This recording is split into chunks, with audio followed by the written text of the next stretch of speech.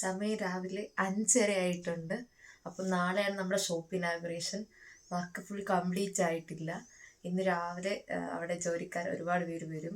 അപ്പോൾ ഞങ്ങളിതാ ഷോപ്പിലോട്ട് പോകാൻ വേണ്ടി റെഡി ആയിട്ട് നിൽക്കുകയാണ്.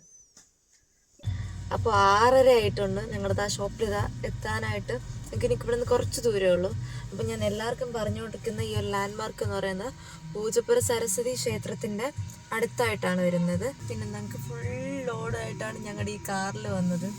പിന്നെ ഫുൾ സാധനം ഇങ്ങനെ കാറിൽ ഫുൾ നിറഞ്ഞിരിക്കുകയാണ്. ഞങ്ങളിപ്പോൾ നമ്മളിങ്ങനെ വിളിക്കാതെ പറഞ്ഞ അതിഥികളെന്ന് പറയില്ലേ, അങ്ങനെ കുറച്ച് പേര് എൻ്റെ ലൈഫിലുണ്ട്.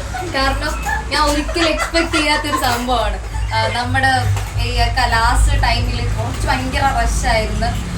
എങ്ങനെ കംപ്ലീറ്റ് ചെയ്യുമെന്ന് അറിഞ്ഞുകൂടാതായിട്ട് ഇരിക്കുകയായിരുന്നു. ഒരു ദിവസമേ ഉള്ളൂ. എന്നെ കൊണ്ട് എങ്ങനെ ഇന്ന് ഫുൾ നൈറ്റ് ഇരുന്നാലും തീർക്കാൻ പറ്റുമെന്നായിരുന്നു. പക്ഷെ ഇവരൊക്കെ എനിക്ക് അറിഞ്ഞൂടാ, ഞാൻ വിളിച്ചിട്ടൊന്നും വന്നതല്ല, നല്ലതായിട്ട് വന്നതാണ്.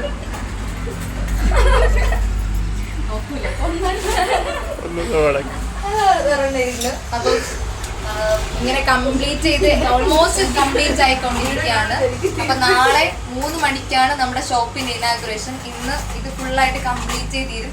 എന്നാലും ബാക്കി വർക്കൊക്കെ കുറച്ചും കൂടെ ഉണ്ട്. എല്ലാം ഇങ്ങനെ നടന്നുകൊണ്ടിരിക്കുകയാണ്. അപ്പോൾ എല്ലാവരും സപ്പോർട്ട് ചെയ്യണം. ബൈ.